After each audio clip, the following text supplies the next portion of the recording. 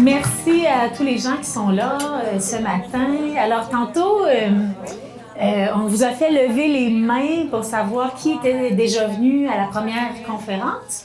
J'aimerais ça qu'on les relève pour que je puisse voir visuellement là. Ceux qui ont assisté au mois de mai. Ah, super, super. Les gens, donc, c'est la première fois. Première expérience, super. On a un bon mix. Bienvenue, bienvenue. Donc, je me présente, je m'appelle Caroline Giroux, je suis travailleuse sociale en pratique privée. Mon bureau est situé à Lac-aux-Saumons. Ça fait plusieurs années déjà que je suis en relation d'aide. Je pense que c'est bientôt 20, je crois, 19, 20 en tout cas. Ça va vite, mon Dieu. Donc, ça me fait plaisir de pouvoir partager mes connaissances terrain avec les années. Fait qu'il y a une partie de ça qui n'est pas toujours scientifique. Hein? C'est dans ce que je vois, ce que je vis dans mon bureau, ce que j'entends. Puis des fois, je peux vous apporter aussi des éléments plus scientifiques. Mais j'aime bien vous apporter ce que je vois souvent dans mon bureau parce que je trouve que c'est pas mal la vraie vie. Donc, aujourd'hui, je vais vous présenter deux thématiques. Une des premières thématiques, la première conférence, c'est vraiment sur la communication. Est-ce que je communique, mais est-ce que je réussis à me faire comprendre? Est-ce qu'on me comprend? Souvent, dans mon bureau, les gens vont dire moi, j'y ai dit, mais il ne me comprend pas. Ou je ne me sens pas comprise. Alors ça revient. Fait que je vais vous en parler aujourd'hui là, au niveau de la communication. Et puis, dans la deuxième partie, on va parler de la période qui n'est pas toujours facile, soit de l'automne à mars, hein, qui est une période avec moins de luminosité. Les gens trouvent difficile des fois de passer l'automne et aussi l'hiver. Fait qu'on va parler de ça, savoir comment on pourrait faire pour que ce soit vraiment agréable. Ça vous va? C'est le menu après le menu du déjeuner. Fait qu'on y va comme ça? C'est bon tout le monde? Alors c'est parti. Je veux savoir qui se trouve bon en communication. Je trouve que je communique bien. Moi, je connais. Oui, Emma? Oui, levez la main. Ceux qui Moi, trouvent communiquent bien. Super. Donc, on a quand même une bonne gang qui trouve qu'il y aurait à progresser. C'est ça? Bien, super. Donc, Nani vous a préparé sur les tables des petits, je ne vais pas dire un bloc-notes, mais une petite feuille avec des lignes. Donc, je vous invite déjà d'emblée, je vais vous faire travailler un petit peu. Parce que moi, j'aime ça quand je fais des conférences, puis qu'on peut ressortir avec des petites affaires à travailler. C'est comme dans mon bureau, quand on vient me voir, le monde, ils s'en vont, puis il faut qu'ils travaillent un peu. Si on veut progresser, il faut travailler, il faut pratiquer, il faut faire des petits devoirs, il faut relever des petits défis. Fait que quand on vient me voir, c'est parce qu'on veut travailler. On veut se forcer un peu, on veut s'améliorer. Donc, on ne stagne pas. Fait que aujourd'hui, c'est ce que je vous propose. Puis des fois, on ne bouge pas tout de suite dans l'action, mais dans notre cerveau, ça bouge. Ça compte, ça aussi. Fait que même si je ne me suis pas mis en action, je fais des prises de conscience, il y a d'énergie bouge, donc ça bouge aussi. Donc, papier, crayon, je vais vous faire prendre des notes aujourd'hui. Je vais vous donner des petites clés par rapport à la communication, parce qu'on a une quarantaine de minutes, ça va quand même vite. Puis, je vais vous nommer des petites clés et vous allez pouvoir identifier ces clés-là, puis prendre des notes sur est-ce que je suis bonne là-dedans? Est-ce que j'ai à m'améliorer? Fait que vous allez pouvoir vous donner des notes à chacune des clés. Puis quand vous allez repartir, vous allez dire ah, cette clé-là, là, j'ai un peu de difficulté, il va falloir que je la travaille. Fait que je vais vous en passer quelques-unes. Je vais alimenter c'est quoi un peu ce que je veux dire. Puis ensuite de ça, bien, vous allez pouvoir prendre des notes. Donc, au niveau de la communication, ce que j'aimerais que vous preniez conscience d'abord et avant tout, c'est que la communication commence par soi. Qu'est-ce que je me dis à l'intérieur de moi, d'abord et avant tout? Comment je me parle? C'est quoi mon discours à l'intérieur de moi? Est-ce que je me dis « je suis pas bonne, je suis pas belle, je suis pas capable, je suis pas bonne dans ci, dans ça, je suis trop grosse, pas assez grosse, je suis trop vite, pas assez vite. » Qu'est-ce que je me dis comme discours à l'intérieur de moi? Déjà là, ça va influencer comment je vais communiquer avec les autres. Ça va amener un biais à la communication. Et ça, on a du pouvoir là-dessus. On a une responsabilité sur le discours qu'on se fait à l'intérieur. Alors, si je me trouve pas bonne, je suis pas fière de moi, bien, quand quelqu'un va avoir quelque chose à me demander pour que je change un comportement, je risque d'être sur la défensive, de me dire, bon, encore une fois, je ne suis pas bonne. Encore une fois, je ne suis pas correcte. Et là, je ne serai peut-être pas dans l'ouverture d'accueillir qu'est-ce qu'on a à me dire. Fait que vous voyez, ça commence déjà au départ, on n'a pas communiqué, mais ça commence à l'intérieur de nous. Notre première responsabilité, comment je communique avec moi? Qu'est-ce que je pense de moi? Qu'est-ce que je me dis? Quel est mon discours intérieur? Fait que vous comprendrez qu'il faut développer un discours positif, réaliste, et bienveillant, gentil, respectueux à notre égard. Fait que ça, c'est la première étape. Qu'est-ce que je me dis à l'intérieur de moi? Deuxième étape au niveau de la communication, c'est comment je parle en général aux gens. C'est quoi l'attitude que j'ai, même quand je parle de la météo? Est-ce que j'ai un tempérament qui va dire « Ah, les Moses de gouvernement, ah, la ville d'Amqui, ils réparent pas les nids de poules, ah, une telle, elle met tout le temps son char à la ligne, puis là, moi, je peux pas bien reculer, le magasin est toujours fermé. » C'est quel genre d'attitude que j'ai quand je communique? Est-ce que justement, j'entendais chiolage, est-ce que je suis toujours en train de chialer? Est-ce que je suis un grincheux? Est-ce que je suis toujours en train de relater tout ce qui ne fonctionne pas dans mon discours ou bien j'ai une bonne attitude? Est-ce que je suis positive? Est-ce que j'encourage les autres? Bon, pourquoi? Bien parce que les gens, ils me voient aller. Ils m'entendent parler de tout et de rien. Alors, si un jour, ils ont quelque chose à me dire, ils vont déjà avoir une idée de comment je vais réagir. Ah, elle va sûrement le prendre dur. Elle est négative, là, puis elle voit toujours ça dramatique. Quand je vais y amener ce petit élément-là, comment elle va réagir? Elle pogne les nerfs facilement. Et s'il faut que j'y dise ça, comment je vais être reçue? Donc là, déjà là, ça met aussi une influence sur les communications avec les autres. Parce que les autres vont se faire une image de comment on va recevoir le commentaire constructif ou la demande ou quand je vais mettre mes limites. Fait que je reviens au départ. C'est quoi mon discours à l'intérieur de moi? Quel est mon discours quand je suis avec les gens, puis que je parle de la pluie, puis du beau temps, puis que je parle du gouvernement, puis de la ville d'Amqui, puis que de ma voisine, puis de mon beau-frère, ma belle-sœur, quand ils ne sont pas là, dans le dos? Comment je fais ça? Ça va influencer quand je vais avoir quelque chose à discuter de sérieux avec quelqu'un. Donc, tout ça, toutes ces étapes-là, ben, j'ai une responsabilité. Je suis responsable de mes mots, responsable de mes comportements, responsable de mon attitude. Donc, ça part de moi. C'est ça que je veux que vous reteniez. Il y a beaucoup de choses qu'on ne contrôle pas, mais d'emblée, la première chose, c'est ma propre communication. Et cette communication-là n'est pas juste de mes paroles, elle est de mon attitude, de mon corps, de mon regard, de mon timbre de voix, puis on va le voir un petit peu plus en importance, là. Donc, un des éléments clés, puis là, vous pouvez faire une petite note sur ça, d'accord? C'est là que je vous donne mes petites clés. Le premier élément clé, le respect. Ah, mettez-le en majuscule, souligné, caractère gras, en italique, en parenthèse, important, le respect. Fait que comme j'ai dit tout à l'heure, il commence par moi, le respect. Comment moi, je me respecte.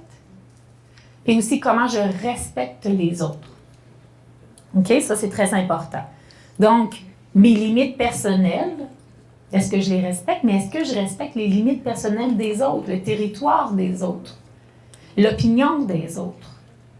Que les autres ne pensent pas comme moi.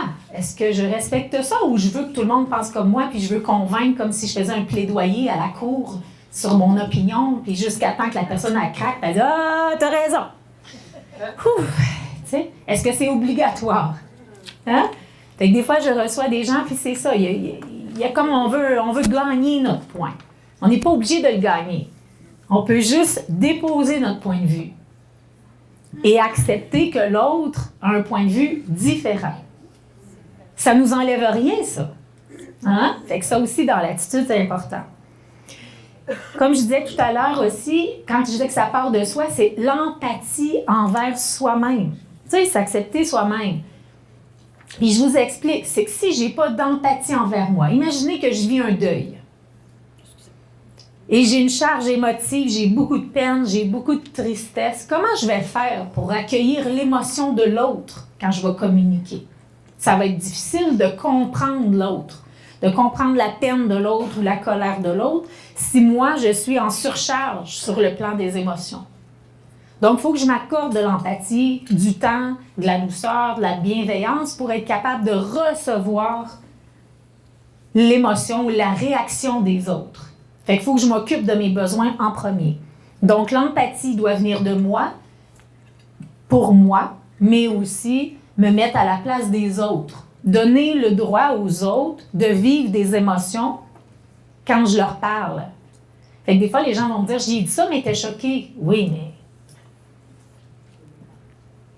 c'est pas le fun de se faire dire nos quatre vérités. C'est normal qu'on peut ne pas être content ou être en colère.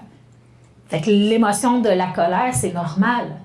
On ne parle pas d'agressivité, on parle de colère. Fait que oui, il faut être capable d'accueillir la colère des autres, la déception des autres. Ça leur appartient. Mais il faut être capable de l'accueillir aussi sans les faire sentir coupables. D'accord?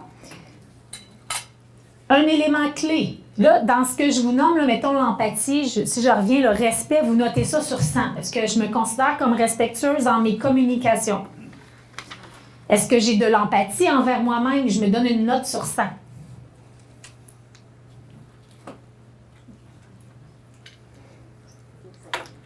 Vous me suivez? Oui. OK, super. Ouais, vous êtes studieux. Le non-jugement. Ah là, ça, hein, c'est pas facile, hein, de ne pas juger. Bon, regarde-la donc, elle. Regarde-la donc, lui. Hein, c'est pas facile. Comment ça qu'ils pensent ça? C'est pas normal. C'est pas ça l'affaire, c'est telle chose, les jugements. Alors, dans les clés de communication, si j'ai tendance à juger, bien, les autres vont se refermer comme des coquilles, ils vont acheter la paix, puis ils vont dire c'est correct. Puis ils vont dire ben là. Hein? Exactement. Ah oui, bon. Donc, si j'ai tendance à juger les gens dans la vie, dans mes discours, bien, quand les gens vont rentrer en communication avec moi, ils vont se dire « elle va me juger ». C'est sûr, elle va me juger. Fait que d'emblée, sur 100, est-ce que vous considérez que vous 100% vous jugez ou 0%? Soyez honnête avec vous, là.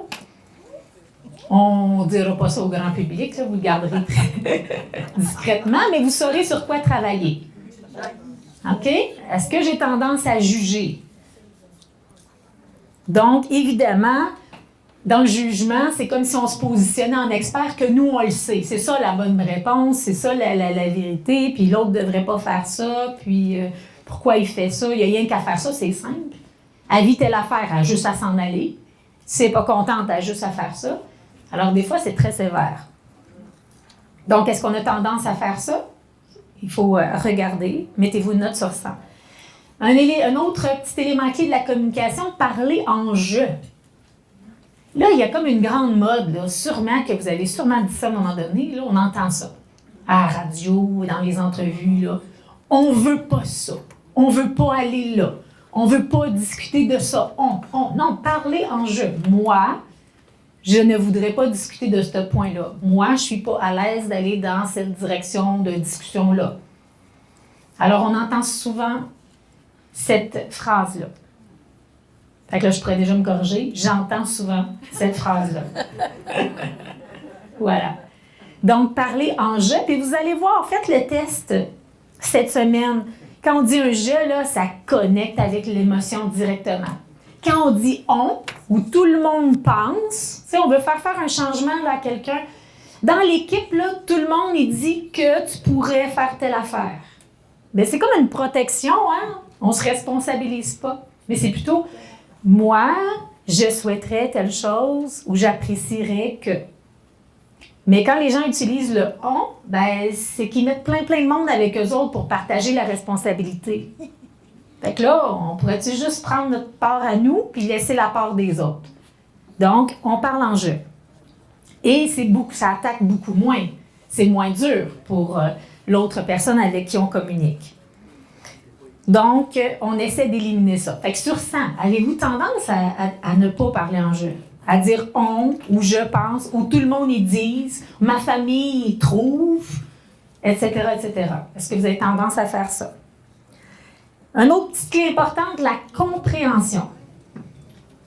Quand on communique, il faut essayer de comprendre. Puis là, j'aimerais faire une nuance. Comprendre, ça ne veut pas dire être d'accord.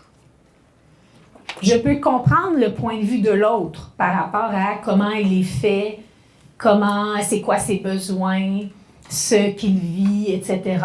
Mais ça se peut que je ne suis pas d'accord. Mais je peux très bien comprendre que lui voit ça comme ça, parce qu'il n'est pas fait comme moi.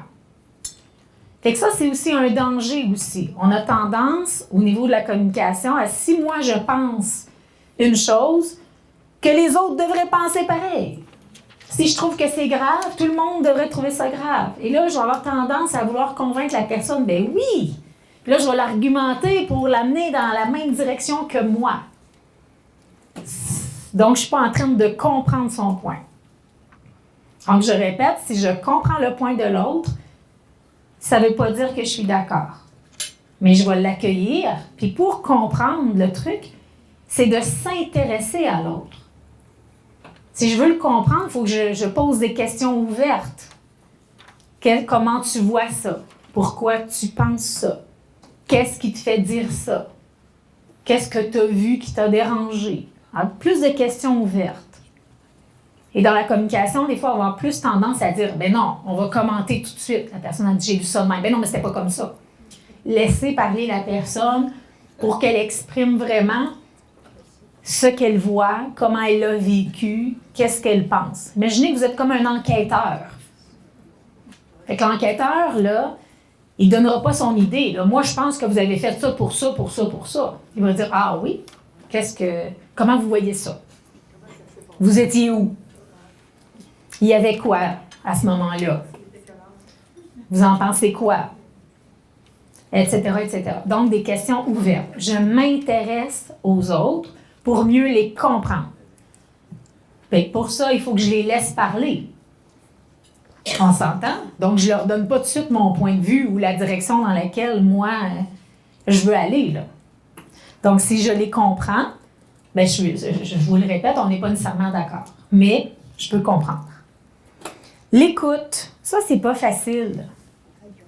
L'écoute, on parle de l'écoute active, mais j'aime bien le A de active pour l'écoute aussi, pour le cœur, tu sais. Écoutez avec le cœur, écoutez sincèrement et écoutez pour vrai, là.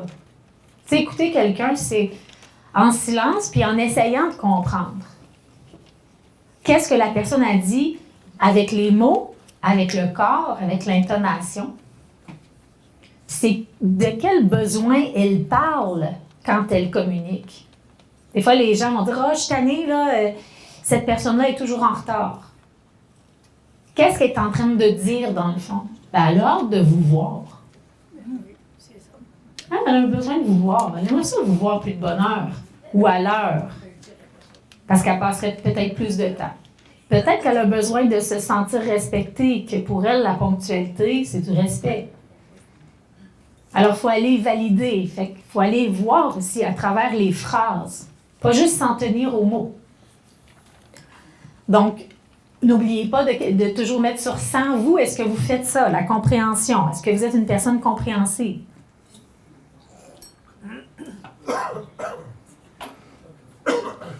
La collaboration. Dans la communication, c'est important de collaborer. Collaborer, c'est je m'engage moi aussi dans la solution. C'est-à-dire que je participe. Des fois, j'entends ça. Là, quelqu'un va donner un point de vue, puis là, on s'argumente, les gens ne sont pas d'accord. Dire, oh, ben c'est ça, fais donc ce que tu veux. Mais laisse faire. Fais-le. Là, je ne suis pas en train de collaborer et je coupe la communication. Ah, c'est beau, laisse faire. Non, c'est correct. Non, on n'en appelle plus, c'est bon. Là, on met une petite roche en dessous du tapis. Dans le fond, c'est pas qu'on ne veut plus en parler. C'est que là, on n'arrive pas à mettre notre point de vue ou se sentir écouté, puis là, on veut couper la relation. La communication, plutôt. OK?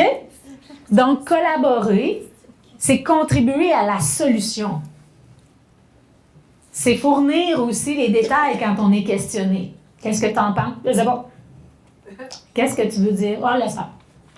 Alors, si je collabore, je vais aussi alimenter la communication dans mon authenticité le plus possible. Fait que vérifiez, est-ce que vous faites ça sur 100 ou est-ce que vous collaborez quand quelqu'un discute avec vous puis que c'est pas facile? Ou vous vous levez et vous quittez la rencontre. Puis vous revenez 2 heures après comme si rien n'était. Est-ce que ça arrive? Ou vous allez bouder? Parlez plus. Dans la petite coquille fermée. Alors là, on n'est pas en train de collaborer. OK? Là, on est en réaction à des besoins qui ne sont pas répondus. Puis là, on ne fait pas part de nos besoins, mais on réagit. Ensuite, faire attention à le choix de mots. Généralité, là, nos mots généraux. Tu fais jamais ça. Tu ramasses jamais ton linge. Tu cries toujours. Tu chiales toujours. C'est toujours moi. C'est jamais toi. On fait attention. Ça, c'est une catégorie des mots qui tuent. On essaie de ne pas faire des généralités. Parce que ça tue l'espoir. Si on me dit que je suis toujours de mauvaise humeur, ben pourquoi je ferais des efforts? C'est réglé. Toujours comme ça. Alors, comment je peux créer aussi l'espoir chez l'autre d'un changement? Donc, on enlève les généralités. Est-ce que vous avez tendance à faire ça dans votre discours? Toujours, jamais. Souvent, on va le faire de même. C'est toujours à l'envers. Je suis tannée. Tu m'écoutes jamais. On appuie, là, tu sais. Alors, on fait attention à ça. Aussi, les mots démesurés. Hein, on va entendre les jeunes, des fois, dire ça, mais peut-être les adultes aussi, là. Mais c'est de la merde. Tout est de la merde. C'est l'enfer. C'était le chaos. Hein? Là, là, on regarde ça, c'est wow, c'est pesant, c'est lourd. Est-ce que ça, vous avez tendance à faire ça, là? Tu sais, le mini-spectacle dramatique, là? C'était l'enfer. C'est épouvantable. À capoter. Là, on a l'impression que la personne est sur la table puis les 2 bras dans les airs. Donc, ça aussi, ça donne un ton à la communication si mes propos sont comme ça. Je veux régler quelque chose, je veux communiquer avec l'autre, mais j'amène des propos aussi lourds de sens. C'est difficile là, que l'autre personne collabore. Hein? Je risque de fermer la coquille de l'autre côté. Ça vous va? Est-ce que vous avez tendance à faire ça dans votre langage? OK? Fait que donnez-vous une petite note sur ça. Ensuite, est-ce que je prends soin de mon intonation? C'est-à-dire que ça compte, ça aussi. Si je parle fort, si je crie, si j'ai les bras dans les airs, alors ça se peut que la personne aussi se referme. C'est intimidant, quelqu'un qui parle vraiment fort quand on essaye de trouver une solution. Donc ça aussi, ça compte. C'est très important. Surveillez l'intonation.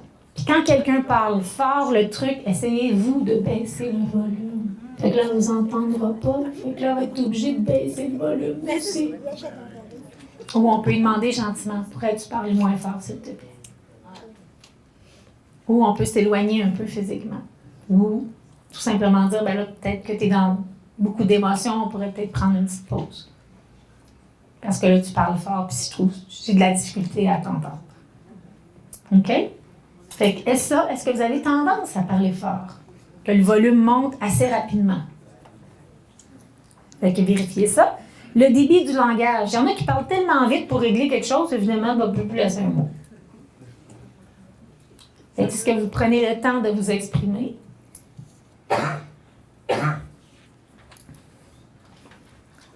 Ensuite, sûrement que vous vous êtes fait dire aussi, je ne sais pas, ma grand-mère elle nous disait ça quand on était jeune, soigne ton langage. Ça se dit encore ça? Soigne ton langage. Hein? Dire des bons mots. Un peu comme je disais tantôt, parler, des fois les gens vont sacrer beaucoup. Tu sais, sacrer, c'est comme banaliser un peu, mais sacrer, il y a de l'agressivité dans ce choix de mots-là. Et ça aussi, ça donne un certain ton. Fait que si je m'exprime puis je dis 2-3 sacs dans la phrase, peut-être que ça vous fait du bien, mais ça l'aide pas comme petite clé de communication avec l'autre. Parce qu'il y a de l'agressivité dans ces mots-là. Fait que vous, c'est correct pour vous, mais l'autre, c'est plus difficile. Puis l'objectif dans la communication, n'oubliez-le pas, c'est que si je veux communiquer quelque chose à quelqu'un, je veux que mon message soit reçu puis qu'il y ait un changement. Si je crie après, si je sacre, ben il y a peu d'espoir qu'il y ait des changements. Parce que c'est pas agréable. Puis la petite coquille va se refermer encore, sinon elle va se sauver. Donc, n'oubliez pas l'objectif de départ. Quand je communique avec quelqu'un, je veux résoudre un problème, je veux que mon message soit entendu. Et je souhaite un changement si j'ai fait une demande. Je n'ai pas de garantie. Mais il faut que je mette tout en place. Et toutes les petites clés que je vous nomme, c'est des petites clés qui sont des ingrédients secrets pour en arriver à quelque chose de positif comme résultat, même si je n'ai pas de garantie sur comment va recevoir la personne ce que j'aille dire. Mais il faut que je mette les chances de mon côté, par exemple. Je fais qu'est-ce que je peux. Alors ça, c'est important.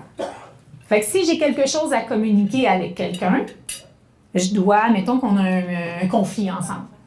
Puis il est arrivé une situation. Vous êtes stationné dans mon stationnement, ça fait 3 fois que je vous le dis, puis là, c'est encore comme ça. Et là, il faut que je pense, comment je vais m'adresser à mon voisin? C'est quoi l'objectif? Qu'est-ce que je veux lui dire exactement? Puis je vais choisir de lui dire une chose. Je ne réglerai pas l'histoire des poubelles puis du recyclage en même temps, là, je vais régler une chose. Fait que ça, c'est un petit truc, que ce soit entre amis ou en couple ou à votre travail, on règle toujours une affaire à la fois. Fait qu'on apporte, on dit, bon, c'est quoi mon objectif? Je voudrais qu'ils comprennent que j'aimerais avoir mon stationnement pour moi qui ne stationne pas là. Je peux écrire d'abord sur le papier. Fait que ça aussi, c'est un truc, c'est que vous pouvez, quand vous avez une demande à faire à quelqu'un, faites-le par écrit. Faites-vous une pratique par écrit. Ça va enlever les émotions un peu. Ça va enlever une couche d'émotions.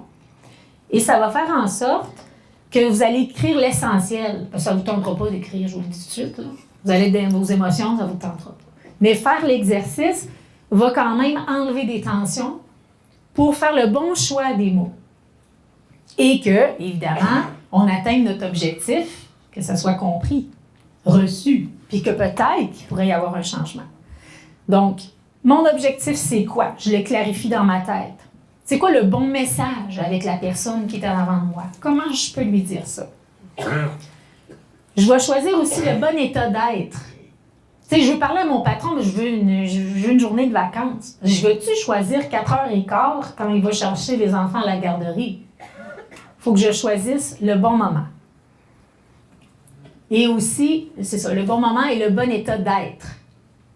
Si je vois que mon patron est entorieux, ou ma chum vient de vivre une rupture amoureuse, bien, c'est pas là que je vais aller. Parce que moi, je me sens...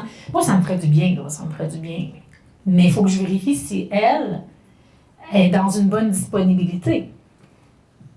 Des fois, les gens me disent, ben moi, ça pressait, je pouvais pas supporter ça 2 minutes de plus, là, il fallait absolument que j'y parle. Vous allez vous faire du bien, mais vous n'aurez peut-être pas de résultat, par exemple. Puis vous allez peut-être avoir des pots cassés. Fait qu'il faut vérifier, moi, est-ce que je suis dans un état émotif d'aller donner mon information ou faire ma demande à la personne pour résoudre le conflit? Ou je suis trop chargée émotivement, je suis trop en colère. Mais si c'est le cas, on fait le 0-48 heures. Tu sais, 0-48 heures, je me donne 2 jours, je décante ça, j'essaie d'avoir un petit peu de recul. Puis peut-être ça va m'emmener une façon différente de voir la situation, puis peut-être aussi des éléments de comment apporter. Parce que ce qui se passe dans notre cerveau, c'est quand on est dans nos émotions, c'est comme si toute l'électricité de notre corps était juste dans les émotions. Donc, la partie logique, elle a plus d'électricité. 2 watts. Tu sais, une 2 watts. Fait que la partie logique qui dit « Relax, calme-toi, vois pas ça comme ça, sac pas après, arrête un peu. » Elle l'entend pas. Fait que la partie des émotions, elle, qui est vraiment tout allumée, mais là, elle va dire des choses qui traversent sa pensée. Là, elle va dire des choses blessantes. Elle va reprocher 3-4 affaires de l'année passée, en 2015, en peu importe quand. Puis là, ça va avoir des impacts. Fait qu'il va falloir rediscuter plus qu'une fois parce qu'il va y avoir des petits pots cassés encore. Donc, il faut choisir qu'est-ce que je veux dire, l'état dans lequel je suis pour communiquer avec l'autre, l'état de l'autre, je regarde, ça veut dire qu'il faut que je sois empathique envers moi, mais envers l'autre, comme je disais tantôt. Ouais, je pense que c'est pas un bon moment, elle vient de me dire qu'elle n'a pas dormi de la nuit. Elle est stressée, elle a telle affaire, mais là, c'est peut-être pas là que je vais. C'est pas ce moment-là. Ensuite, non seulement le bon moment, mais aussi le bon endroit. Tu ne vas pas régler ça dans la cafétéria devant tout le monde. Parce que toi, ça presse. Ou parce que toi, tu t'en vas dans 2 jours en vacances. Tu vas choisir l'endroit approprié pour que tous les deux, vous vous sentez bien. Parce qu'on veut un bon résultat à la fin, que le message passe. Et n'oubliez pas, 93% de notre message passe par le non-verbal. Fait qu'on n'a pas besoin de tant de mots que ça. On a besoin que le cœur soit là. Fait que dans le non-verbal, on a tout ce qui est vocal. Comme je vous ai dit tantôt, l'intonation de la voix. C'est là, souvent, dans l'intonation, des fois, qu'on va voir la sincérité de la personne dans son timbre de voix. Le trémolo, qu'elle est connectée à ses émotions, que ça la touche. Donc, ça compte pour un pourcentage important. Ça compte pour 38%. 7% seulement pour la communication verbale, les mots qu'on dit. Et 55%, tout ce qui est visuel, mon comportement. Quand je vous parlais au début, comment je me comporte. Ma gestuelle, mon regard. Des fois, les gens disent « Oui, mais j'ai pas parlé. » J'étais de même, tu sais. Oh, ouais, vas-y. Fait que la coquille se referme. OK? Fait que pensez des fois, les enfants, là, quand on leur dit non, ils parlent pas, mais les yeux roulent. Ils sont comme... Ils font des... Ouais, exactement, l'attitude, les soupirs. Tout ça, c'est de la communication aussi. Donc, il faut avoir de l'ouverture à recevoir. Fait que l'ouverture, on est dans le non-jugement. Fait que la petite clé, là, sur 100, j'ai-tu l'ouverture, moi? Donc, n'oubliez pas, la gestuelle. Puis vous pouvez demander aux gens autour de vous, je suis comment, moi, quand je m'exprime dans la gestuelle? Des fois, on ne se voit pas aller. Puis dans des communications, des fois, la personne va dire « Ouais, mais tu le vois pas comment il m'a regardé? Tu vois pas là, la face qu'elle a faite? » Ben non. Mais c'est important. Peut-être que vous ne le voyez pas. Mais ça se dégage, puis on peut prendre soin de ça. OK? La posture, les mimiques, les grimaces, les soupirs, le regard, donc toute l'attitude en général, ben ça compte dans la communication aussi. Donc ça, c'est important. Avez-vous des bonnes notes à date? Oui. Où il y a du travail à faire? Il y a du travail à faire, c'est correct. On est là pour ça. Hein? C'est pas facile. C'est pas facile. Monsieur dit, je suis chômage en plus. Nous avons du temps à pratiquer, c'est ça. Ça dépend comment on le voit. C'est bien. C'est bien. Donc, quand on fait une demande, est-ce que vous connaissez la technique de la sandwich? Levez la main, ceux qui connaissent la technique de la sandwich. Non. Non, je suis surprise. Ah oui, OK. Donc, quand on veut faire une demande à quelqu'un... Pas trop vite la recette. OK. Pas trop vite la recette. Vous allez voir, c'est simple. Ça prend une tranche de pain pour commencer. La première tranche de pain, c'est qu'on va nommer une force à la personne. Sincère. Fait que, admettons que je veux parler à Aline. Puis j'aimerais ça qu'Aline, je dis n'importe quoi à Aline, là, faire semblant qu'on ne se connaît pas. Admettons que je veux qu'Aline soit ponctuelle quand elle vient souper chez moi, on va dire. OK? Bien, je pourrais dire, Aline, j'aime ça passer du temps avec toi parce qu'à chaque fois qu'on passe du temps ensemble, on rit. On a du fun. OK? Ça, c'est une force que je vais nommer d'Aline. Fait que ça, c'est ma première tranche de pain. Ensuite, on va mettre du jambon. OK, une petite garniture de votre choix, poulet, jambon, ce que vous voulez. Le jambon, ça va être la demande. Ce que je vais demander à Aline. Ma demande de changement. Mais je veux dire, Aline, j'aurais besoin que tu arrives à l'heure quand tu viens souper chez moi. OK? Fait que là, je l'accuse de rien, mais j'ai dit, c'est quoi mon besoin? J'aurais besoin que tu arrives à l'heure quand tu viens souper chez moi. Puis, on peut faire un petit bonus de moutarde en disant, ben pas de moutarde, mais tu sais, on pourrait rajouter. Non, mais tu sais, expliquer pourquoi.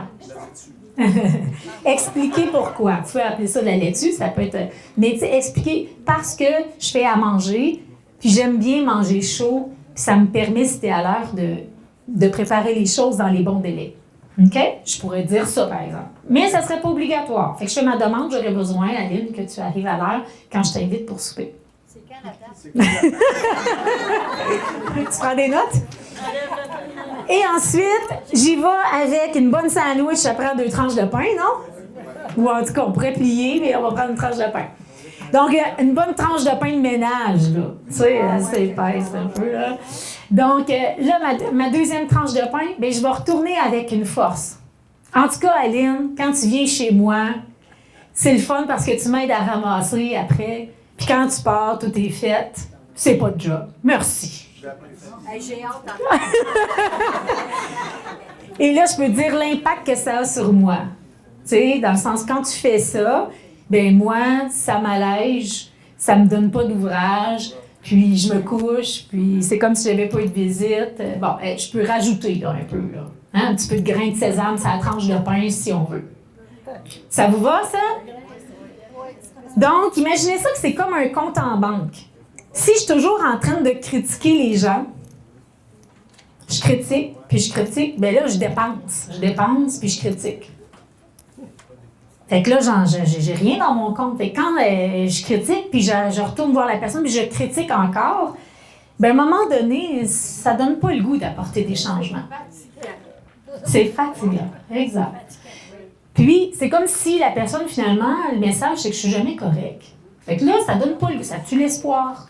Non, ça donne pas le goût. Par contre, si on nomme des forces aux gens, on arrose les fleurs. On dit, c'est le fun, j'aime ça, faire telle affaire avec toi parce que tu es dynamique.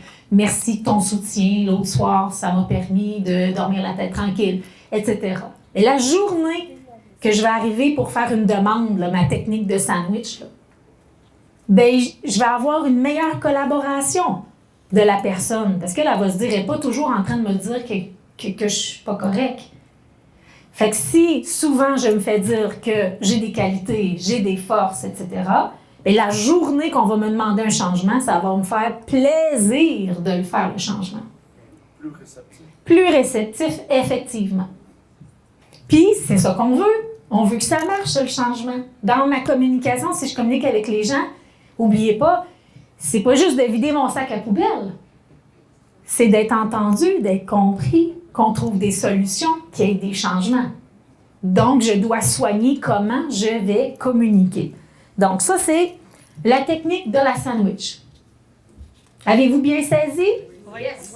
Une qualité, une force, un changement, c'est le jambon, une autre tranche de pain, on y va avec du pain de ménage, un petit peu de grain de sésame.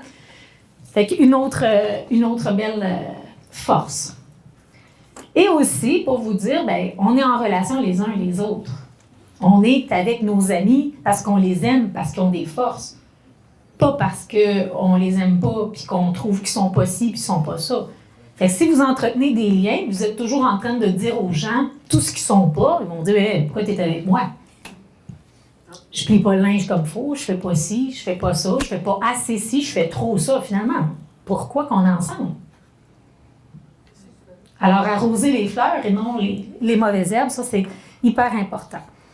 Donc, en résumé, des petits éléments à noter. Un sujet à la fois. N'oubliez pas, on règle un sujet à la fois. Toujours un sujet à la fois. Puis là, je m'adresse aux madames. Là. Les femmes, je les vois dans mon bureau souvent, là, ils ont tendance à renoter. Un dossier de 2015, puis tout ça, ils ramènent des affaires de...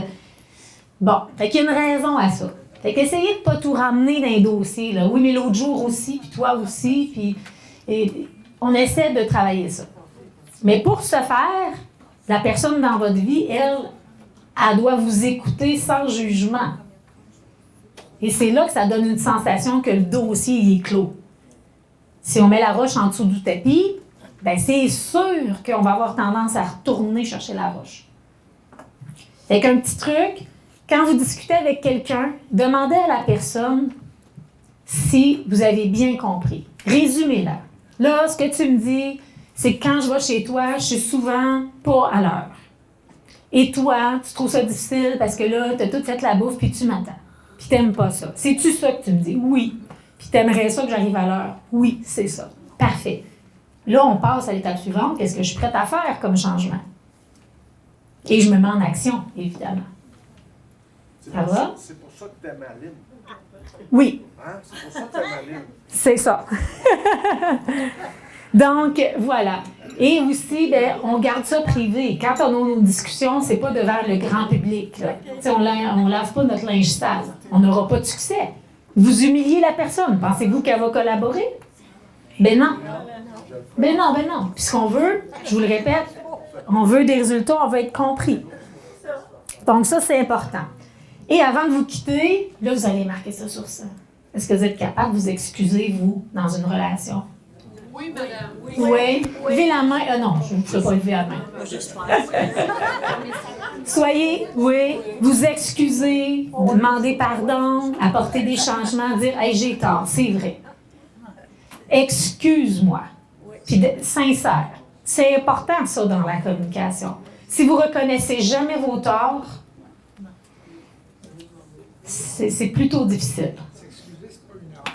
Exactement. Fait que donc, c'est comme si je dis je suis parfaite. Fait que pourquoi je m'excuserais? Tout est la faute des autres. Pourquoi je m'excuserais?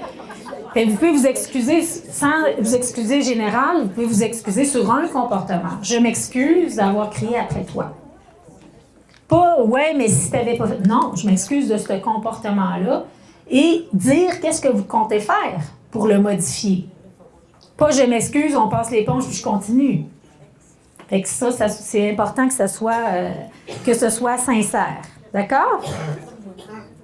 Donc, on n'est pas parfait. Il faut le prendre en considération. C'est pour ça qu'on peut s'excuser, parce qu'on n'est pas parfait. Il faut être humble aussi. On n'a pas toujours la vérité. C'est pas juste notre point de vue. Il y a plusieurs chemins pour aller à Rome. C'est pas juste notre façon de faire, de plier les serviettes, puis de pelleter la cour. Tout le monde a sa façon de faire, c'est acceptable aussi. Ensuite, on peut réparer nos erreurs. Poser des gestes de réparation. Demander aux gens, là, on le fait avec les enfants à l'école, mais les gens, on peut leur demander, qu'est-ce qui te ferait du bien?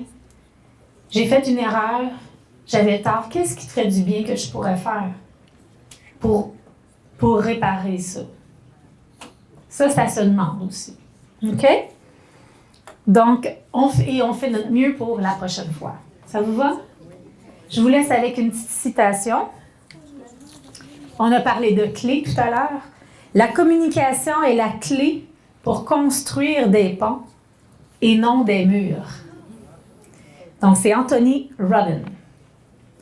Fait que je vous la répète. La communication est la clé pour construire des ponts et non des murs.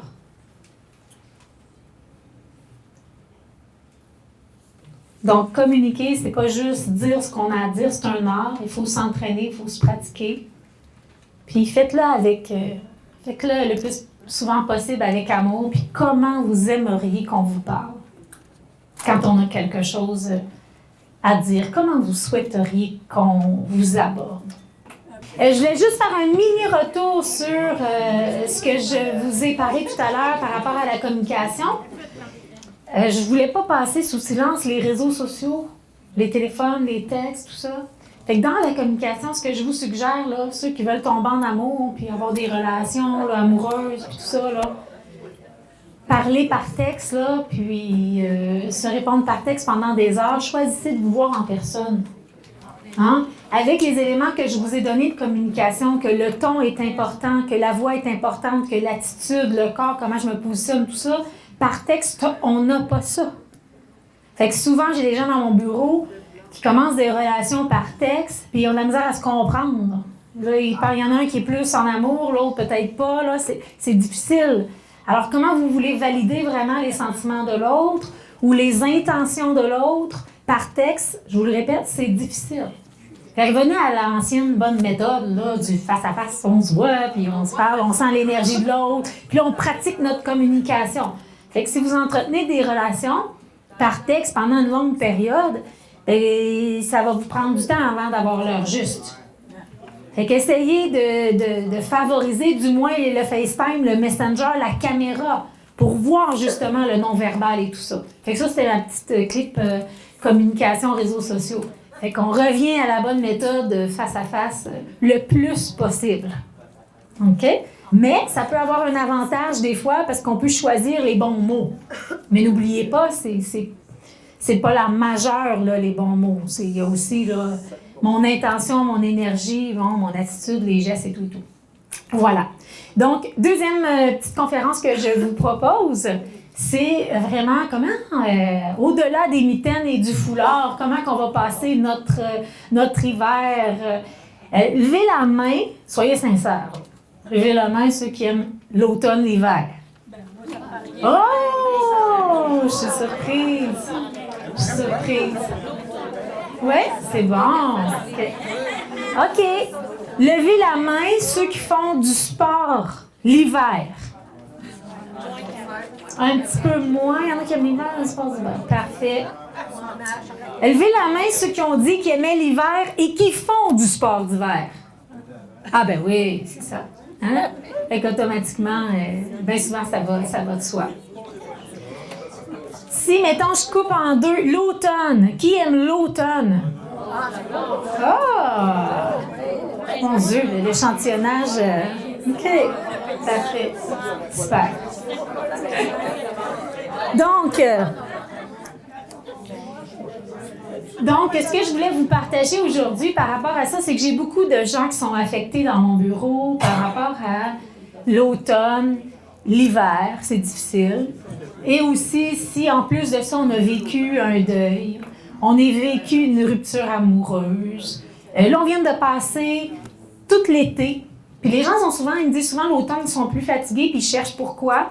Mais n'oubliez pas, là, c'est comme une roue qui tourne. Hein. L'été, là, on veille un peu plus tard. On se couche plus tard. Souvent, on fait du barbecue, on va prendre un petit drink de plus. On se fait un feu dehors, un deuxième petit drink de plus. Fait qu'on se couche plus tard.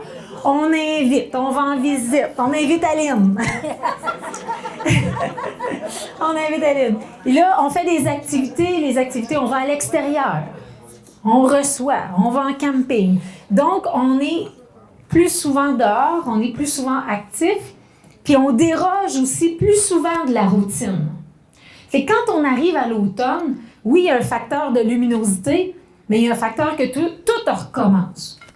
Hein, l'entrée scolaire, les cours, là, tout le monde veut se resetter, se mettre à zéro pour, pas à zéro, mais se remettre dans le track, si je peux dire. Commencer à se coucher plus tôt, les enfants, là, il y a les achats, les effets scolaires. Fait qu'il y a comme une roue là, qui retourne, tout reprend son cours, on dirait, à l'automne. Mais là, on vient de vivre une période estivale où on a dépensé quand même pas mal d'énergie. On a dérogé. Fait que là, il faut rentrer dans la boîte, si je peux dire. Donc, souvent, bien là, on va avoir comme une perte d'énergie. Se rajoute à ça l'automne, où est-ce que la luminosité diminue. Et pour plusieurs personnes, ils sont affectés par ça. Levez la main ceux qui se sentent affectés ou se questionnent sur « Coudonc, moi, l'automne, je trouve ça souvent difficile. » Est-ce qu'il y en a parmi vous qui trouvent difficile l'automne? Oui? Novembre.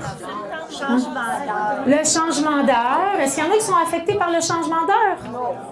OK. Donc, un des premiers éléments à vous mentionner, c'est que pendant cette période-là, oui, on peut être à 100 000 lux qui appellent par rapport à la luminosité. Puis quand on est dans la maison, on est à peu près à 1500 lux de luminosité. Fait que l'été, là, dehors, c'est 100 000. Puis là, on rentre à l'automne avec la luminosité du jour, 1500. Fait qu'il y a un changement. Et la luminosité affecte notre cycle circadien par rapport au sommeil. Et ça vient influencer la sécrétion de nos hormones qui jouent sur notre humeur. Donc, il est fort possible qu'à l'automne, on ait un petit peu plus l'irritabilité, la petite mèche courte, puis un petit peu plus dans nos émotions, etc., etc. Donc, c'est possible. 2 à 3 % des Canadiens affirment avoir vécu des symptômes par rapport au blues de l'hiver. OK? Donc, le blues de l'hiver, c'est un petit peu plus léger qu'une dépression saisonnière. Le blues de l'hiver, on va dire, c'est dans le léger. J'ai les symptômes, mais je suis fonctionnelle. Et quand c'est la dépression saisonnière, bien là, ça le dit. On est plus dans un diagnostic et on est moins fonctionnel. On peut avoir des idées suicidaires. On a de la difficulté là, à se lever le matin. On a une perte d'intérêt généralisée, etc. On est moins fonctionnel. Fait que ça, c'est à retenir. Fait qu'on serait plus, pour la plupart, quand ça arrive, plus peut-être dans un blues de l'hiver. C'est là qu'il faut consulter votre médecin puis commencer à voir qu'est-ce que vous pouvez faire pour ça. Mais on va en parler aujourd'hui. Donc, ceux qui ont aussi des antécédents de dépression dans la famille peuvent être un petit peu plus à risque. Fait qu'il faut tenir compte de ça aussi par rapport au blues de l'hiver ou à la dépression saisonnière. Donc, comment on s'y prépare? Bien, moi, ce que je vous propose, c'est soyez donc organisés. Le premier élément, soyez organisés sur différents aspects. Quand l'automne arrive, organisez-vous, mettons, un plan vestimentaire. Fait que vous sortez votre linge, je veux dire, j'ai-tu tout ce qu'il faut pour moi cet hiver, si je veux faire de la raquette, j'ai-tu ma tuque, mes gants, j'ai-tu tout ce qu'il faut, mais comme aux échecs, là, 2-3 coups d'avance. Attendez pas le un pied de neige, pas de gants, le balai est dans le garage, puis là, vous allez dire, Moses d'hiver, c'est ça, comme les têtes à claques. Donc, vous connaissez les têtes à claques? Oui. Bon. Moi aussi, je les ai écoutées souvent. J'étais d'accord à l'époque. Donc, c'est ça, c'est très important. Déjà sur le plan vestimentaire. Fait que sortez à l'automne vos vêtements. J'ai-tu mes bottes? Étaient-tu chaudes l'année passée? J'ai-tu besoin d'un feutre? Il manque-tu des gants? Vous avez des beaux petits gants, mais c'est toujours froid. OK? Fait que si on pourrait prendre les gants à mamie, ça serait chaud. OK? Fait que le plan vestimentaire, je m'organise pour tout avoir ce que j'ai besoin. Même chose si c'est la raquette, c'est le ski, peu importe. Aussi, je prépare, organiser encore, toujours dans mon thème organisé, je prépare ma voiture pour ceux et celles qui ont des voitures. Est-ce que j'ai mon balai à neige? Est-ce que j'ai mis les tapis? Est-ce que j'ai les pneus dans les dates? Parce que ça aussi, je m'ajoute du stress. Je suis pas organisée, les pneus ne sont pas installés, je cours après le balai, il n'y en a plus chez Weimar, et là, bon. Là, je m'ajoute du stress. Avec mes petits gants en plastique qui cassent au fret, là, c'est rough. Ensuite, on organise son chez-soi. Ceux qui ont les maisons, l'appartement, ben, est-ce que j'ai le sel, le tapis de plastique? Est-ce que j'ai tout ce qu'il faut? Fait qu'on élimine des stresseurs de dernière minute. Fait que est-ce que mes marches, je dois les ajuster pour pas glisser? Est-ce que je mets un plastique, là, ou pas un plastique, mais les tapis noirs là, qu'on visse dans les marches? Ou est-ce que j'ai des choses à demander à mon propriétaire? Est-ce que je fais couper le vent de certaines places? Pour me rendre ça agréable l'hiver, moins de stress possible. Donc, je dois être organisée. Êtes-vous organisé? Oui. Oui, en général, oui? OK. Vous ne faites pas prendre là, avec un pied de neige, pas de gants, pas de bottes? OK. Autre élément aussi important dans le thème organisé, là, vous pouvez prendre votre petit papier, votre crayon. Papier-crayon, dans le thème organisé. Vous allez à la maison, quand vous allez arriver dans les prochaines journées, vous prendre un calendrier. Et vous allez organiser votre automne, votre hiver. OK? Ça veut dire que si déjà j'ai mis des choses en place pendant les mois qui s'en viennent, j'ai mis des activités, je vais trouver ça pas mal plus agréable au lieu de subir l'hiver, le froid. C'est apparent à l'apprivoiser. Exactement. Fait que je vais le rendre agréable. Alors, pour le rendre agréable, bien, je vais mettre des activités. Je vais mettre des 5 à 7, des activités. Je vais mettre au calendrier. Je vais aller voir ma sœur à tel endroit. Je l'organise. Mettons, ma sœur, elle reste à Québec. Telle fin de semaine, je prévois aller la voir. Je vais faire un petit party de jeux de société à la maison, telle date. J'invite déjà mes amis, je leur en parle. Donc, je cédule, je m'inscris au gym, je décide d'aller marcher 2 fois semaine, je m'inscris à un cours, je m'inscris au cours au centre de femmes, maison de la famille, rayon de partage. Je regarde tout ce qui m'est offert et je les place dans le calendrier d'avance, puis que je vais installer pour que je puisse voir que, hey, moi, pendant l'hiver, je vais faire quelque chose, là. Ça va être le fun. Ça va être agréable. Donc, ça, c'est important de céduler aussi d'avance. OK? Parce que si on ne cédule pas d'avance, on va avoir tendance à subir parce qu'on va arriver devant, je vais appeler ma chum, là, ça serait le fun qu'on joue au casse-tête, qu'on fasse des jeux de société, ou qu'elle vienne prendre un café chez moi. Elle peut pas. Elle peut pas, elle n'est pas disponible. Là, je me suis trop près à la dernière minute. C'est le fun des fois à la dernière minute, mais toi aussi, tu peux être surpris. Alors, si tout est à la dernière minute, ben là, ton prorata, que ça fonctionne, est moins là. Fait que si j'ai mis dans le calendrier du massage, une visite, essayez de toucher tous les aspects. Donc, je mets des choses dans mon calendrier sur l'aspect actif, sportif, actif, des choses plus intellectuelles. Je vais à la bibliothèque, je vais aller voir un spectacle.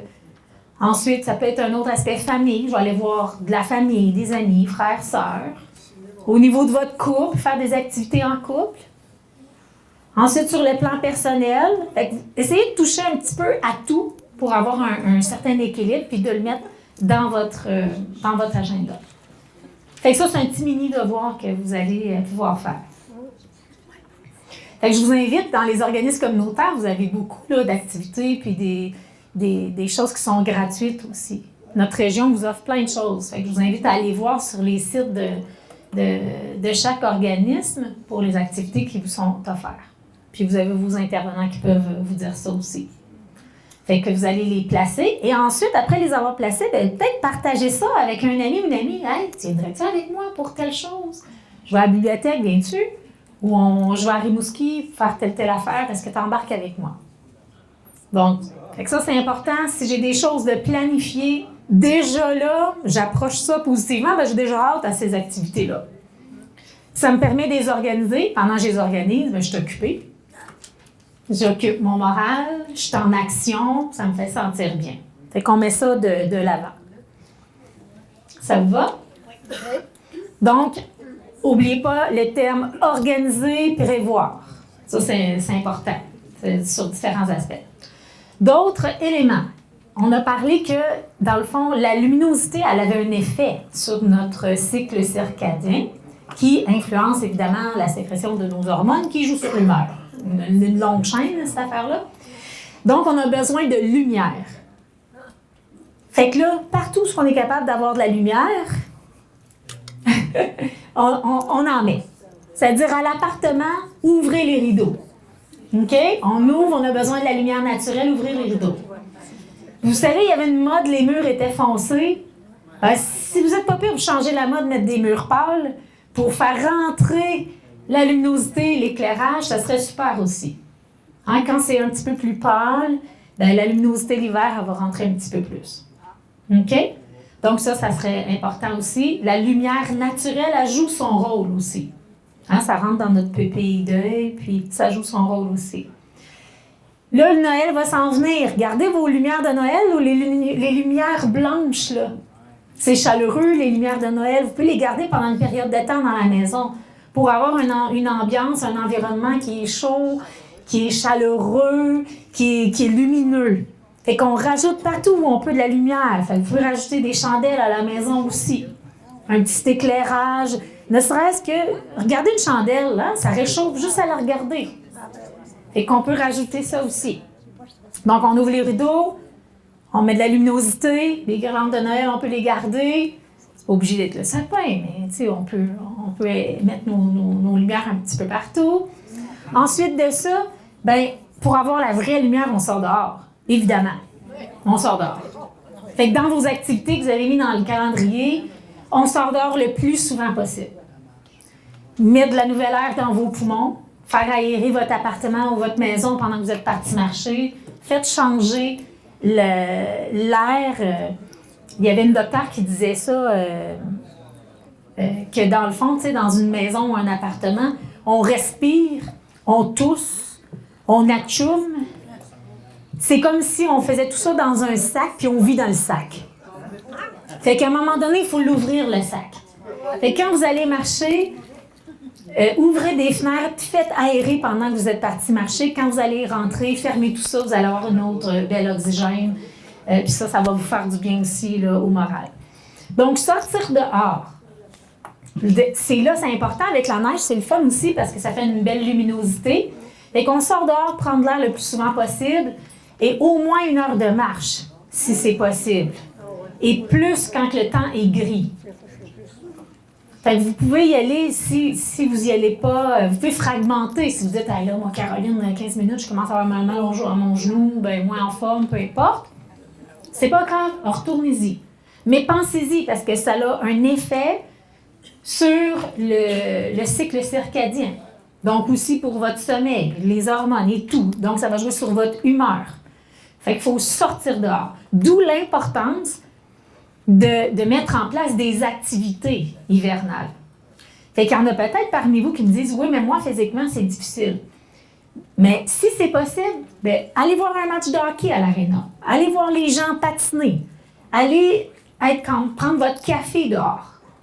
Fait que, essayez de vous trouver des défaites pour aller dehors. Allez pelleter chez le voisin. C'est pour ceux qui sont capables de donner un petit coup de main au voisin pour être dehors. Fait que, puis même pelleter, vous n'êtes pas obligé de faire ça pendant 1h30. Vous pouvez faire un petit coup, 15 minutes, un autre 20 minutes, etc. Si vous êtes capable de faire de l'activité physique, bien écoutez, c'est super. Parce que là, on va sécréter de la sérotonine. Donc, ça va aider aussi à l'humeur. Puis on en a besoin parce que, comme on a dit tantôt, la luminosité vient affecter. Donc, le sport va venir contrebalancer ça. C'est ça qu'on désire le plus possible. Ça vous va? Parce qu'il y en a qui font du ski. Mettons, ski de fond, levez donc la main. Ski de fond, ski alpin. Un petit peu moins. Planche. Ah ouais, planche. OK. La marche tout court. OK. Super. OK. Est-ce qu'il y en a qui font des activités d'intérieur, le yoga, les gyms, les petits poids haltères, tout ça? OK, super. Parfait.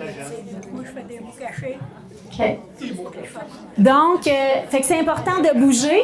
Puis pour ceux que c'est plus difficile, mettons à l'extérieur, si vous n'avez pas de voiture, etc., bon, peu importe, mais vous pouvez vous faire un petit coin à l'intérieur dans la maison.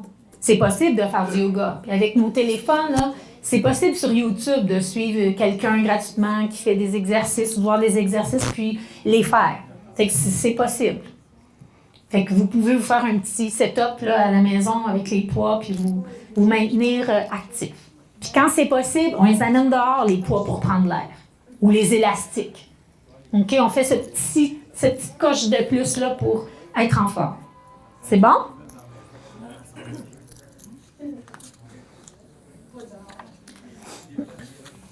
Donc, tantôt, je vous ai parlé par rapport à la luminothérapie. J'ai apporté un livre aussi. Pour ceux que ça intéresse, la luminothérapie. Donc, c'est démontré que ça peut aider. Dans l'intérieur du livre, ils décrivent aussi de quelle façon l'utiliser, le temps, la lampe de luminothérapie, et aussi les contre-indications. Tu sais, si on a des problèmes avec nos yeux ou certaines problématiques de santé, bien, à l'intérieur, ils vous disent pour les problématiques, tout ça, fait que ça peut être intéressant. Et vous pourrez partager cette information-là avec votre médecin puis prendre la décision avec votre médecin. Puis il y a des types de lampes et tout ça. Donc, la luminothérapie peut venir aider avec la lumière, comme on disait tout à l'heure. Quand la lumière entre, s'en va dans votre œil, envoie des signaux, etc. Puis là, ça fait sécréter au niveau des hormones et tout et tout. Donc, là, il peut y avoir des effets positifs pour vous si ça fait partie de ce que vous auriez besoin comme plan de traitement, éventuellement, si vous avez le blues de l'hiver et tout ça. Fait que c'est à votre portée, mais c'est important d'en parler là, à votre médecin. Il y a des gens aussi qui prennent la médication, ça aussi, évidemment, vous pouvez en discuter aussi avec votre médecin. Mais je pense que si vous êtes capable de toutes mettre ces petites choses en place là, ça peut vous donner un sérieux coup de main aussi pour venir compenser. Fait que seulement la marche, hein, c'est comme de l'automédication finalement. Hein? Parce que ça fait la job de sécréter. Puis plus on marche, bien, plus on est en forme, plus bien, plus on va marcher, etc. Fait que ça nous aide. Fait que voilà, fait que pour ceux qui veulent voir le livre, tantôt j'en ai glissé un petit mot pour les symptômes par rapport au blues de l'hiver.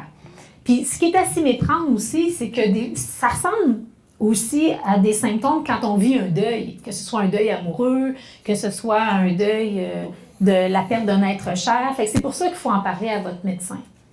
Donc, on a l'humeur dépressive dans les symptômes par rapport au blues de l'hiver. On a l'irritabilité, perte de concentration, de mémoire, perte d'intérêt, la fatigue, on a de la misère à se lever le matin.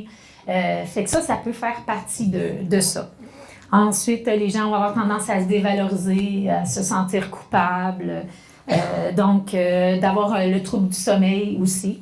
Donc, tantôt, on a parlé du cycle circadien, fait que ça vient jouer évidemment sur le sommeil. Mais ce sont des symptômes qu'on peut retrouver dans plusieurs problématiques, comme que ce soit une dépression majeure, que ce soit un burn-out, un épuisement professionnel. Donc, une séparation, un deuil, de la peine tout court, on peut avoir tout ça, là. Donc, c'est important de clarifier ça avec votre médecin. Ça vous va? Donc, aussi d'autres éléments, il y a des gens qui me disent que ça leur fait du bien aussi d'aller dans les lits bronzants. Mais c'est pas la même luminosité que les lampes. Alors, il ne faut pas confondre. Fait qu'il y en a pour qui disent que ça leur d'avoir un petit teint bézéné, ça leur fait du bien. Bien, c'est à voir. Ensuite, mettre de la lumière à la maison, mais aussi dans la vie des autres. Tu sais, faire du bénévolat. C'est mettre de la lumière aussi dans la vie des autres personnes. Sortir de la maison pour aller donner un coup de main, comme je disais tantôt, selon le temps que vous avez à donner. Ça aussi, c'est de la lumière. OK? Bien, j'aime penser que c'est de la lumière. C'est une belle sorte de lumière, je trouve. Donc ça, c'est important aussi. Et vous pouvez profiter de l'hiver aussi, faire des changements. Tu sais, changer de coiffure, peinturer à l'appartement, changer les meubles de place, amener du renouveau aussi.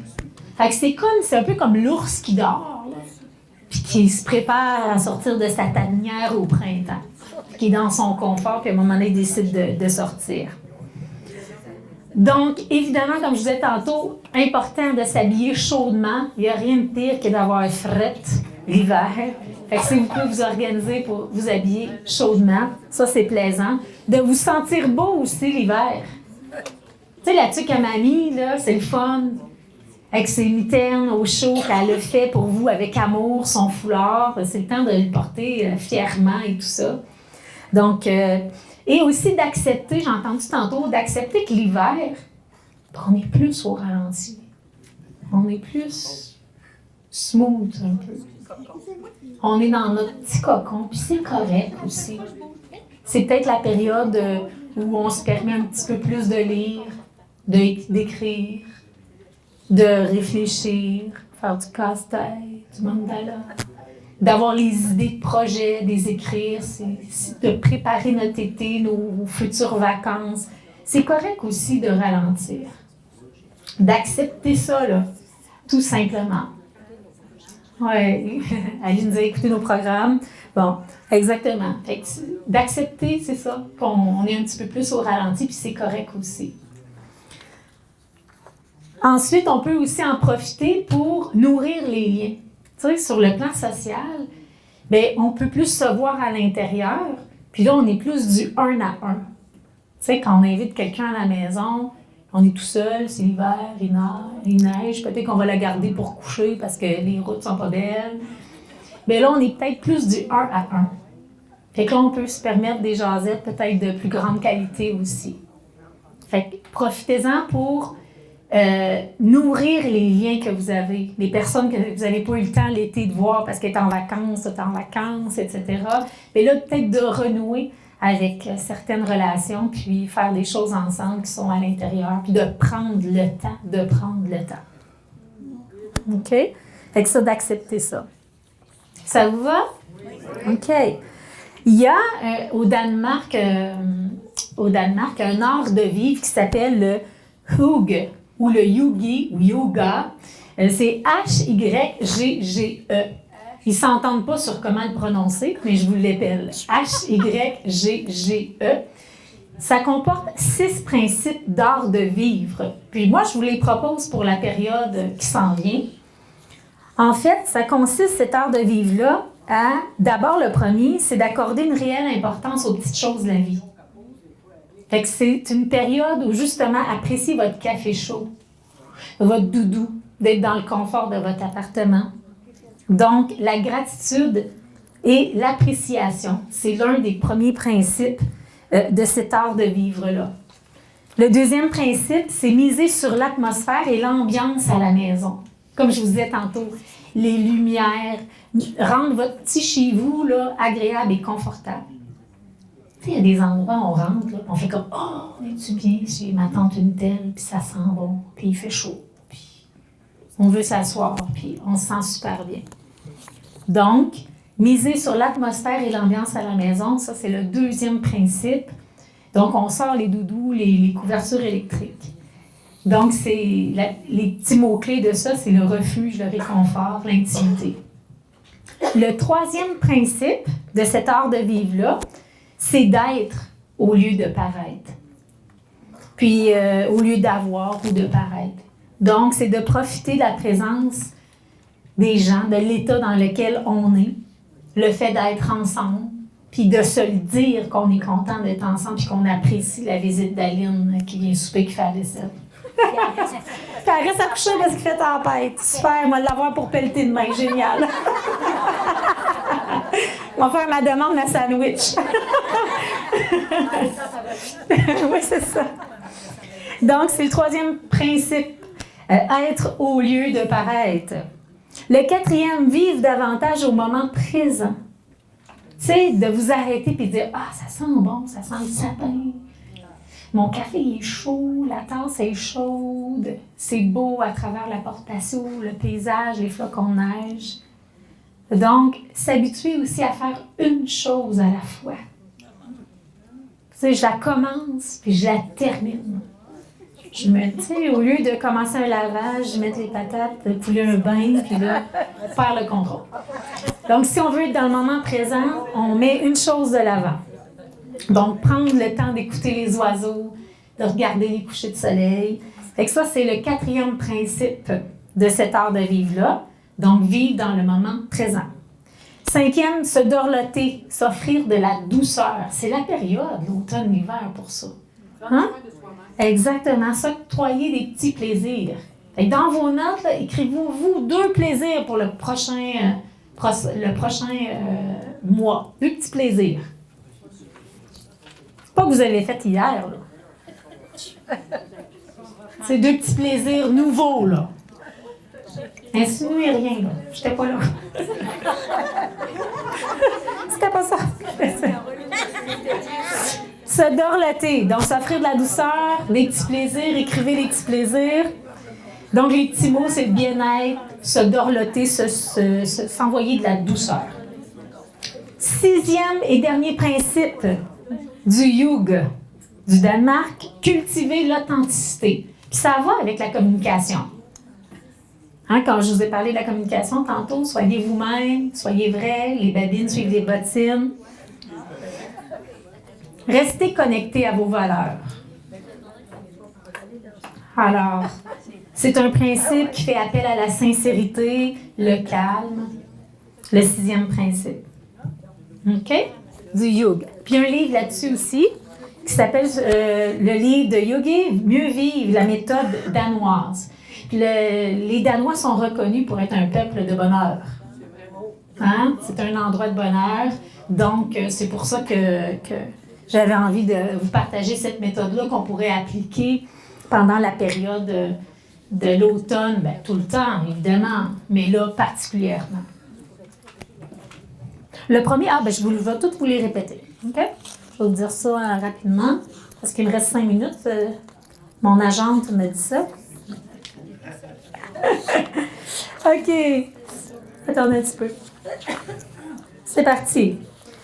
Accorder une réelle importance aux petites choses de la vie, donc de la gratitude et de l'appréciation. Misez, le 2, misez sur l'atmosphère et l'ambiance à la maison. Refuge, réconfort, intimité. Être au lieu de paraître ou d'avoir des choses. Ressentir. La petite clé, c'est ressentir, vivre, profiter.